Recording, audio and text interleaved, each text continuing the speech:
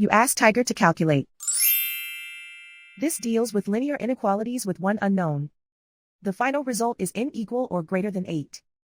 Let's solve it step by step. Group all constants on the right side of the inequality. Subtract 5 from both sides.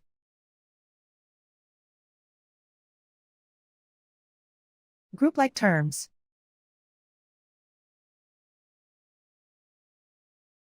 Simplify the arithmetic.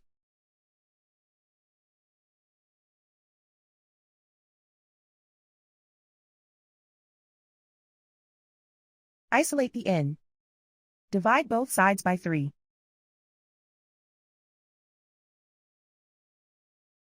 Simplify the fraction.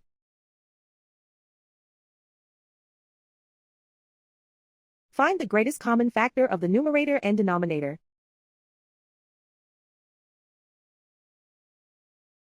Factor out and cancel the greatest common factor.